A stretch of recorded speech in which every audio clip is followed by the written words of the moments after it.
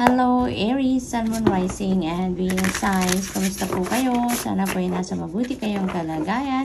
Welcome back po sa Star Tarot. Kung bago kayo dito, welcome din kayo. Thank you sa inyong support. I truly appreciate it and God bless you all. Tignan natin ang mga messages niyo for today. Nahin natin ang mga trinkets ninyo. Aries, we have bicycle. Ayan, so this is hard work, no? Aries, this is hard work ahead of you. Maaring meron kayong mga bagong gagawin dito. May mga plano kayong bagong isa sa katuparan. That's why you need to work harder dito, no? Maaari din na ganyan ang sitwasyon. We have beautiful, we have the rainbow. Ayan, so this is tagumpay ninyo. Alam ninyo, Aries, maaaring may pinagdaanan kayo mga hardships in life recently, no? At napagtagumpayan nyo na yan. At kaya ngayon, parang nakarating na kayo sa dulo ng rainbow where there is pot of gold, diba? Kasi diba yung sinasabi nila, na there is a rainbow after the rain. And merong pot of gold dyan sa base ng rainbow. And this is it, no? Parang ito na yun yung makukuha ninyo. Ito na yung mahahawakan ninyo talaga sa ngayon. Kung ano man yung pot of gold na nandyan sa rainbow na yan. Because this is new beginning, no? This is new beginning awaits you dito, Aries, no? After ng period of hardship sa buhay ninyo, nagtagumpay kayo at ito na yung parang premyo ninyo. There is a new path opening up for you wherein makakapamuhay na kayo ng bago, di ba? May bagong buhay, may bagong pag-asa, no? So this is also symbolizes luck and good fortune. So this is really beautiful energy for you, Aries, dahil ang swerte ay nasa inyong horizon sa ngayon. So, magiging maganda ang takbo ng lahat dito, no? Ano man ang, di ba, new beginning energy din yan. Kaya kung anong sisimulan ninyo sa ngayon, sa buhay ninyo, most likely, maswerte kayo dyan at magtatagumpay kayo dyan. You know? Everything will go smoothly. So, we have the owl, and that represents change and transformation. So, magbabago talaga ang sitwasyon ninyo ngayon dahil mayroon na nga kayong new beginning energy din. May rainbow na kayo. So, ito na yon, magbabago na for the better ang inyong sitwasyon dahil nanggagaling kayo sa tagumpay, nanggagaling kayo sa hardship sa buhay, and may nagbubukas na bagong path para sa inyo sa ngayon, and this is your new life.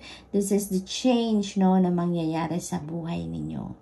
So, what else for Aries? We have Six of Swords. Ayan. So, talaga naman, no? You are moving from troubled waters to calmer waters. Sabi naman sa card, all aboard witch, it's time to write a new chapter. So, definitely, you are starting fresh. You are starting a new endeavor, new plans, no? You are implementing new plans sa buhay ninyo. Nanggagaling kayo doon sa problema, sa chaotic situation, difficult situation sa buhay ninyo at napagtagumpayan nyo na yan ngayon, diba? Kaya magsisimula kayo ng bagong buhay. So, ito din ang sinasabi ni Six of Swords, no? Talagang manggagaling kayo doon sa hindi masyadong magandang sitwasyon at patungo kayo sa isang napakagandang sitwasyon wherein you will be happy, there will be harmony, there will be peace. Yung ganun ba, no? So, this is really beautiful, Aries. Maaring ang iba sa inyo dito also is moving from a situation wherein it is a toxic situation na para sa inyo. Maybe sa sitwasyon na to, you've been dealing with toxic people, with toxic person, no? Maaring relationship, trabaho, you know, situation na hindi na nagsiserve ng iyong highest good, situation na hindi na healthy para sa inyo. Maaring nanggagaling kayo sa ganyang sitwasyon, no? So, we have Three of Pentacles. This is really beautiful kasi may support kayo eh. Meron kayong supportive energy around you dito, no? Na tumutulong sa inyo or tutulong sa inyo para manavigate ninyo ang change na to sa buhay ninyo, no? Nang maganda, nang maayos. So, we have dito, parang meron ditong Meron ditong mga kaibigan kayo siguro, mga katrabaho ninyo siguro, kamag-anak ninyo that are very supportive of you, no? May nakikita din ako ditong relocation, no? May magre-relocate sa inyo dito. Kaya siguro dahil, no, suporta sa inyo sa pera siguro dahil maglilipat kayo ng lugar, ng tirahan. So, maaring merong support kayo dyan. Or maybe other people are looking for a place where you can live, no? Pag naglipat kayo sa ibang lugar, maaring mga ganong klaseng tulong, no? Ang meron kayo dito. Yung mga nagpapalakas ng inyong loob, may mga nag-a-advise sa inyo, yung mga ganon ba, no? So, you have a very supportive and helpful people around you dito na talagang sila yung tumutulong sa iyo, no? Doon sa kung saan ka man patungo, kung ano man ang klaseng bagong buhay na haharapin ninyo sa ngayon. So, this is really, really beautiful. For others of you naman, maybe ang iba naman sa inyo dito pagdating naman sa trabaho, no, maaring meron ditong mga collaboration na magaganap, maaring sa mga proyektong gagawin ninyo or task ninyo, maaring meron kayo ditong katulong, maaring ganon ang sitwasyon. So, good luck. Good luck. We also have the moon energy. Ayan. Sa mga changes na gagawin ninyo sa ngayon, ano, Aries, divinely guided kayo. Divinely guided kayo. So, this is meant to happen. Kumbaga, no? Kung ano man ang mangyayaring ito sa buhay ninyo, this is meant to happen for you right now. You're divinely guided. Pinapadalhan kayo dito ng divine universe ng mga intuitive messages, signs, synchronicities, symbols, no? To guide you. Kung ano dapat ninyong gawin. How are you going to navigate this changes sa buhay ninyo, no? So, it's extremely important for you to listen, no, to your intuition lagi, lalo-lalo na sa mga pagkakataon ito dahil hindi kayo nawawalan ng gabay from the divine, no? And maaari din na ang iba sa inyo pinapadalhan ng gabay, no, ng divine universe through your dreams. Kaya, make sure din to pay attention doon sa mga panaginip ninyo, no? Pagising ninyo, kung meron pa kayo naaalalang mga elements ng inyong panaginip, make sure that you write them down, no? Write them down on paper at i-google ninyo yan. There are so many resources online that discusses or explains kung anong ibig sabihin ng mga panaginip natin. Kaya gawin ninyo yan, it's because that is your reference, no? That is your guidance from the divine. Magagamit ninyo yan, no? Para sa inyong pagtahak ng bagong daan sa ngayon sa buhay ninyo. So, good luck, Aries, and that's all I have for you for today. I hope nakatulong ang mga mensaheng ito in some way. Thank you for watching Love and Light. Namaste. Hello, Leo, Sun, Moon, Rising, and Venus signs. Kamusta kayo? Sana po'y nasa mabuti kayong kalagayan. Welcome back po sa Star Tarot. Kung bago kayo rito, welcome din kayo. Thank you sa inyong support. I truly appreciate it, and God bless you all. Tingnan natin ang mga messages ninyo for today. Unahin natin ang mga trinkets ninyo. Unang mensahe ay dragonfly. Ayan. So, Leo, mayroong dito, change and transformation, new beginnings na mangyayari sa buhay ninyo. No, that could be in different areas of life or maaari din naman sa few areas lang ng buhay ninyo magkakaroon ng pagbabago. So, we also have the coin. Ayan. This is wealth. This is about you. Siguro may mga plano kayo sa buhay, may mga gusto kayong mangyari sa buhay ninyo that you are going to pursue now. Ano't ano man ang mangyari, you are really going to be very determined to pursue what you really want sa buhay ninyo, no? This is also about investments, no, and financial gains. So, maaring may mga parating na pera sa inyo at babalakin ninyong mag-invest, no? Ng kung ano man ang perang dadating sa inyo. So, we also have Eiffel Tower. This is travel, no?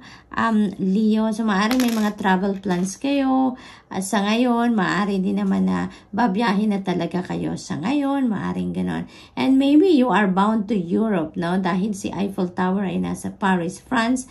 Maaring papunta din kayo dito. Maaring pasyal. Maaring ang biyahe ninyo papunta rito is trabaho. Maaring ganon. Or, it is also possible na sa iba't ibang European countries ang punta ninyo. Pasyal man yan or trabaho, no? Or business related, that is also possible. Maari din naman na para sa iba sa inyo, this is international travel, not necessarily na sa European countries din ang punta, maaring ganun din ang ganap. So we have starfish. This is about guidance. This is about inspiration, intuition, no? So divinely guided kayo dito, no? Leo, lalo na siguro may mga changes kayo na gagawin sa buhay ninyo, may mga i-embracein kayong pagbabago sa buhay ninyo, kaya ginagabayan kayo ng Panginoon, no? To help you navigate your situation sa ngayon, lalo na may mga pagbabago, no?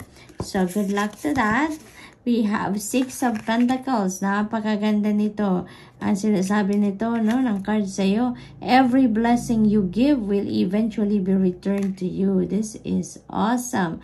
Kasi parang, parang karma, no? Good karma na kung anong klaseng energy pinutout ninyo into the universe in the past, that is exactly what you are getting. Kung masyado kayong compassionate, matulungin, very giving kayo, very generous, very helpful kayo in the past, no, sa ibang tao, that is also what you are going to receive sa ngayon, ano.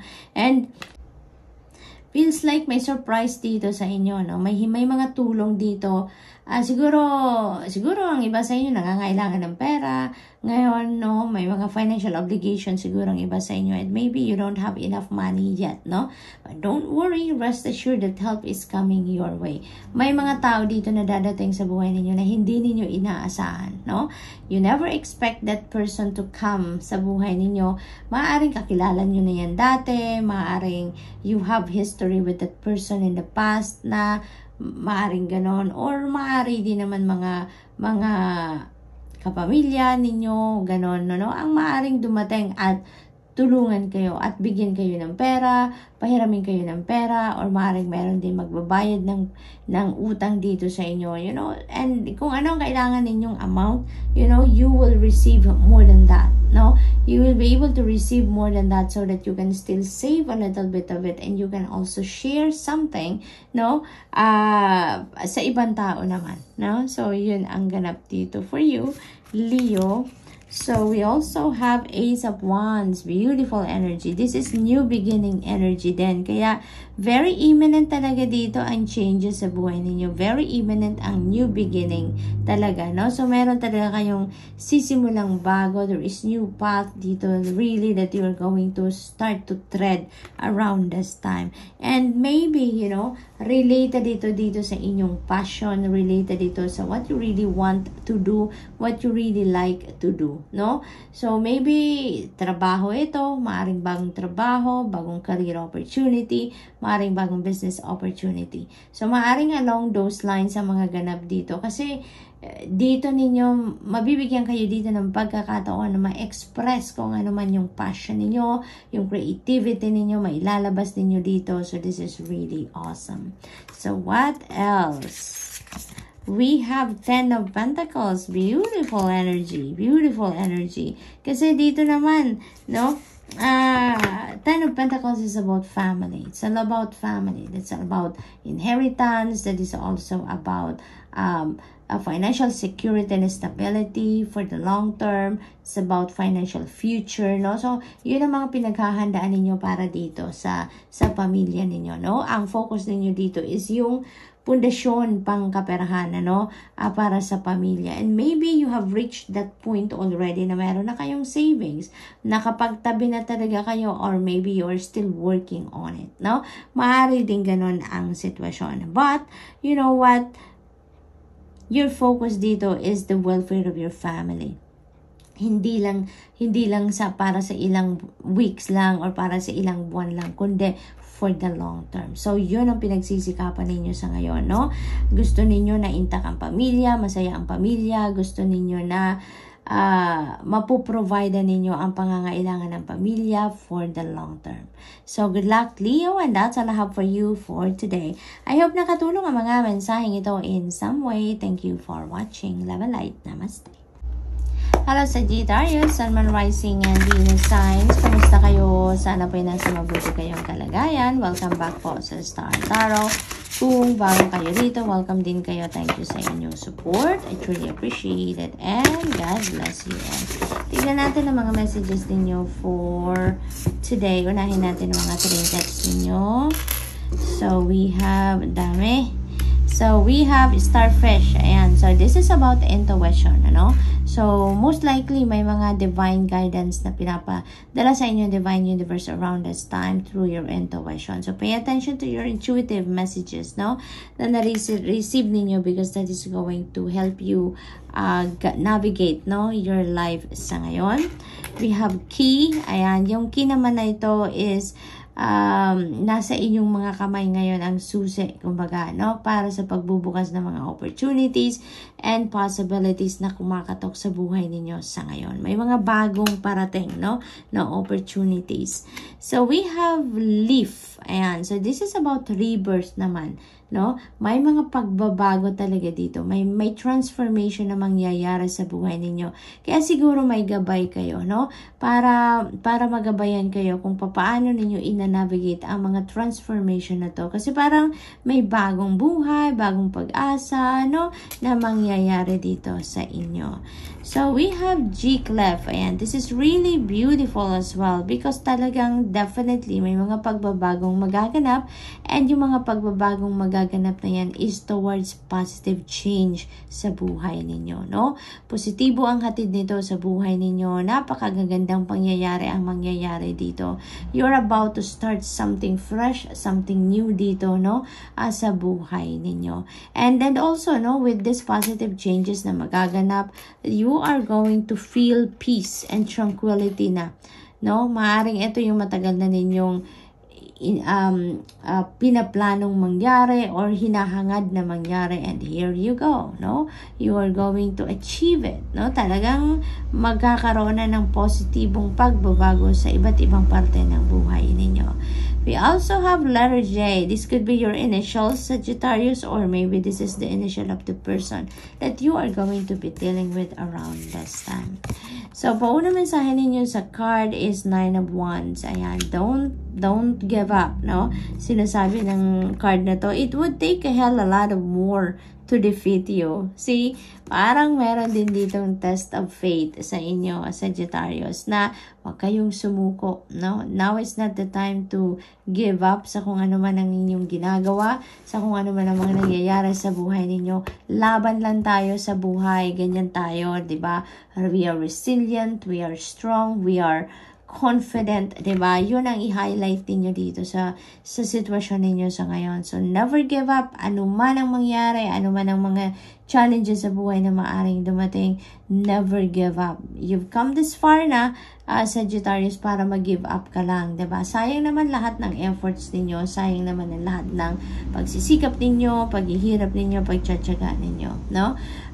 There is a rainbow after the rain, diba? Kaya kahit may mga pagsubok na dumadating sa buhay natin, laban lang because victory is waiting for you, no? So, lakasan nyo lang ang inyong kalooban, magtyaga kayo kung pagod na kayo sa inyong pinagdadaanan. Just to step back a little, mag-rest kayo, mag-rejuvenate kayo, mag-recharge kayo and get back to it, no?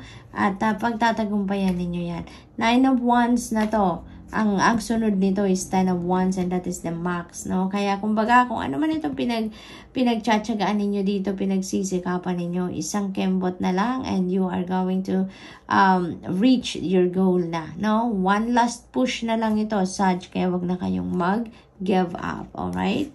So, what else? We have 8 of Wands. Napakaganda rin naman ito, no? Kasi, si 8 of Wands naman, this is wonderful news coming in, no? There are wonderful news coming in. There are beautiful opportunities na dadating sa inyo dito, no?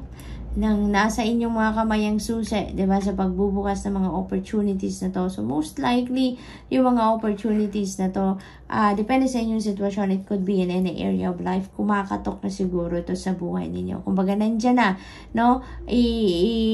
Titignan nyo na lang, kukunin nyo na lang yung ganun. I-claim nyo na lang, kumbaga, no?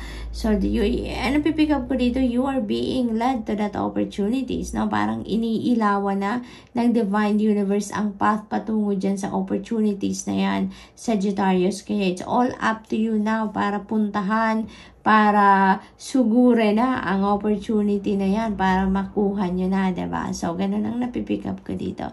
Others of you naman, maybe is traveling. Maaring may travel plans kayo.